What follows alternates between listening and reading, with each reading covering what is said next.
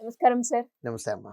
Sir especially ఆడవాళ్ళకి చాలా పనులుంటాయి. And career gap వస్తూ ఉంటుంది. అండ్ పెళ్లి చేసుకుంటారు. ఒకవైపు ఫ్యామిలీ రెస్పాన్సిబిలిటీ, ఇంకొక వైపు ఫ్యామిలీకి ఫైనాన్షియల్‌గా సపోర్ట్ ఇవ్వాలి అనుకునే వాళ్ళు ఆడవాళ్ళు చాలా మంది ఉన్నారు అని చెప్పొచ్చు. అలాంటి వాళ్ళు ఎవరైనా కూడా గవర్నమెంట్ జాబ్‌కి నేను ప్రిపేర్ అవ్వాలి. అట్‌లీస్ట్ ఇన్ని ఇయర్స్ అయిపోయాయి. ఈ 2026లో అన్నా ఒక గవర్నమెంట్ జాబ్ తెచ్చుకొని ఫ్యామిలీకి సపోర్ట్ ఇవ్వాలి అనుకునే ఆడవాళ్ళకి వాళ్ళ కంఫర్ట్‌ని అంటే ఫ్యామిలీని అలాగే ప్రొఫెషనల్ లైఫ్‌ని బ్యాలెన్స్ చేసేలాగా ఏ జాబ్స్ ఉన్నాయంటారు సార్ 2026లో? రైట్ అమ్మా. 2026లో రాబోయేటటువంటి ఉద్యోగాల్లో కానీ ఏ ఇయర్లో అయినా సరే, ఎనీ పర్టికులర్ ఇయర్ లేడీస్కి కంఫర్ట్ అంటే ఫ్రాంక్గా చెప్పాలంటే నా కూతురు ఉద్యోగం చేయాల్సి వస్తే నేను పంపించాలి అనుకునే ఉద్యోగం. హ్మ్. అట్లా ప్రతి ఫాదర్ ఎక్స్‌పెక్ట్ చేసే ఒక ఫాదరు కూతురు ఏ రకంగా ఉంటే బాగుంటుంది అనుకుంటారో అలాంటి ఉద్యోగాలు ఏంటంటే అమ్మా, మనకు ఉన్నటువంటి అన్ని అంటే నేను ఇక్కడ ఏ ఉద్యోగాన్ని చెడ్డదంటలేదు. మనకి మనకి అవకాశం ఉన్నప్పుడు ఈ 10,000 ఉన్నప్పుడు వీటిలో ఒకటి చూజ్ చేసుకోండి అంటే ఏదో ఒకటి. అట్లా కాకుండా వీటిల్లో ఏదో ఒకటి చూజ్ చేసుకోండి అంటే ఆపర్చునిటీ లేదు కాబట్టి ఇదే చూజ్ చేస్తాము.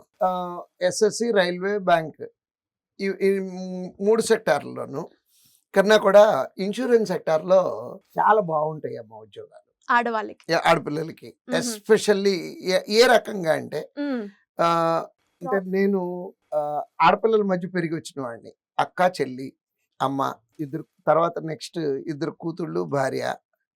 మెజారిటీ అంటే నా ఇంట్లో ఆడవాళ్ళే మేజర్ ఎక్కువగా. ఆడపిల్లలు. హ్మ్. That to working. అమ్మ వర్కింగ్. ఎంప్లాయీగా వర్క్ చేసింది. అక్క, చెల్లి దే ఆర్ స్టిల్ వర్కింగ్. హ్మ్. నా కూతుళ్ళు వర్కింగ్. సో ఈ ఈ వర్క్ చేసే వాళ్ళకి కావాల్సినటువంటి కంఫర్ట్ ఏంటంటే అమ్మా, టైమింగ్ కంఫర్ట్ కావాలి యాక్చువల్‌గా. True sir. హ్మ్. ఎంత సంపాదించినా అంటే నేను ఆడపిల్లల్ని తక్కువ చేసి మాట్లాడట్లేదు. ఒకవేళ ఎవరైనా ఆడపిల్లల్ని తక్కువ చేసి మాట్లాడాను అని అనుకుంటే ముందు నా కూతుల్ని, మా అక్క, చెల్లిని తక్కువ చేసి మాట్లాడినట్టే. నేను తక్కువ చేసి మాట్లాడట్లేదు. ఎంత సంపాదించినా సరే బరువు బాధ్యతలు మగవాళ్ళ కన్నా కొంచెం ఇండియన్ సొసైటీలో ఒక ఆకు ఎక్కువ ఉంటుందనుకుంటాను. హ్మ్. అంటే అది ఎట్లా మాట్లాడుతున్నారు మీరు అంటారేమో. నా ఇంట్లో చూసి మాట్లాడుతున్నాను. నేను ఏ ఇంటి గురించి మాట్లాడట్లేదు. మా అమ్మగారికి మా నాన్నగారి కన్నా ఎప్పుడూ రూ. 10 సాలరీ ఎక్కువొచ్చేది. హుహు. అయితే మా నాన్న టైమింగ్స్ వేరుగా ఉండేవి. మా అమ్మ టైమింగ్స్ వేరుగా ఉండేవి. మా నాన్న ఆయన కంఫర్ట్‌గా నిద్ర లేసేవాళ్ళు. హ్మ్. మా అమ్మ తెల్లవారుజామున 4 గంటలకు లెగిస్తే గాని 5 క్యారేజీలు పెట్టి ఆవిడ ఆఫీస్‌కి ఆవిడ వెళ్ళటానికి వీలు పడేది కాదు. పడుకునేటప్పటికి రాత్రి 11 అయ్యేది. సో, అంటే బాధ్యతలు కొంచెం ఎక్కువ ఉంటాయమ్మా డెఫినిట్‌గా. ఖచ్చితంగా సార్. సో, ఈ బాధ్యతలు ఎక్కువ ఉన్న దాంట్లో చక్కటి ఉద్యోగాలు ఏంటి అంటే ఇన్స్యూరెన్స్ కంపెనీలు. టైమింగ్స్ ఎలా ఉంటుంది సార్? 10:00కి ముందు మిమ్మల్ని ఎక్స్‌పెక్ట్ చేయరు. 5 తర్వాత ఉండాలని ఎక్స్‌పెక్ట్ చేయరమ్మా. Okay. 10-5. 10-5 Monday to Friday, hmm. Saturday, Sunday off. Okay. Package విషయానికొస్తే ఎలా ఉంటుంది సార్? యాక్చువల్‌గా ఇప్పుడు మనం bank clerk, insurance clerk comparison తీసుకుంటే ఒక రూ. 1000 ఇన్స్యూరెన్స్‌లోనే ఎక్కువొస్తాయమ్మా. హుహు. ఎలా అడ్వాంటేజ్ అని చెప్పాలంటే అమ్మా, ఇప్పుడు మనం ఇక్కడ ఈ ఈ ఈ ఎపిసోడ్ షూట్ చేసే దాంట్లో 5గురు, 6గురు కనపడుతున్నారు అవును నాకిక్కడ. సార్. ఈ 5, 6గురిలో బ్యాంక్‌కి వెళ్ళని వాళ్ళు ఒక్కళ్ళు కూడా ఉండుండరమ్మా. హ్మ్. ఖచ్చితంగా వెళ్ళాను. బ్యాంక్‌కెళ్లారు కదా! మీరు గ్యారంటీగా ఎళ్లారా? వెళ్ళాను సార్. ఆ! ఎప్పుడన్నా ఇన్స్యూరెన్స్ కంపెనీకెళ్లారా? Have you ever visited a life insurance company? No sir. Even though మీకు పాలిసీ ఉన్నా కూడా లైఫ్ ఇన్స్యూరెన్స్ హ్మ్. కంపెనీకెళ్ళుండరమ్మా. లేదు. 2 వీలర్ ఉంది, 4 వీలర్ ఉంది మీ దగ్గర. ఎప్పుడన్నా మీ ఇన్స్యూరెన్స్ ప్రీమియం కట్టడానికి గాని, ఏదన్నా ఇబ్బందొస్తే క్లెయిమ్ చేయడానికి మీరెప్పుడన్నా ఇన్స్యూరెన్స్ కంపెనీకి వెళ్లారా? లేదు. వెళ్ళలేదు.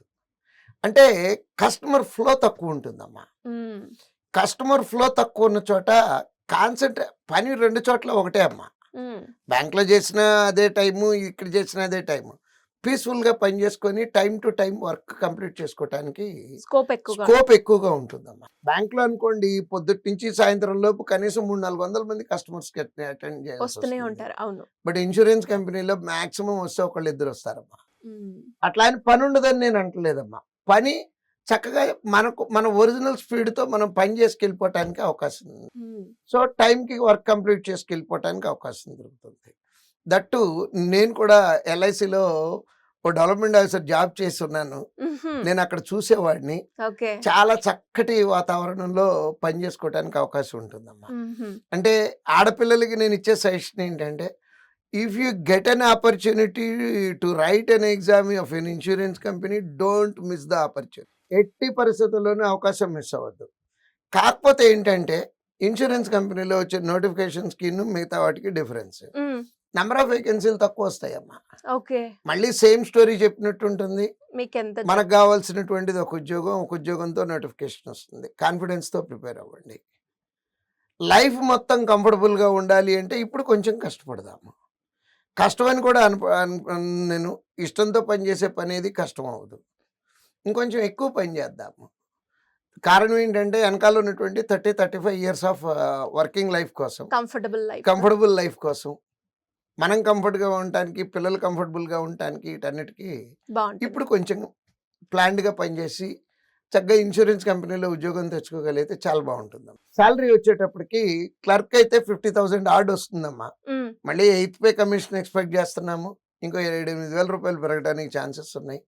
55, 56, 57 అరౌండ్ అబౌట్ 58,000 వరకు వస్తాయమ్మా కమింగ్ ఫ్యూచర్లో. ఇప్పుడైతే 51-52,000 రూపీస్ క్లర్క్ వస్తాయి. ఏవోకైతే 1,10,000 రూపాయలు వస్తాయమ్మా అడ్మినిస్ట్రేటివ్ ఆఫీసర్ అయితే. గ్రేట్.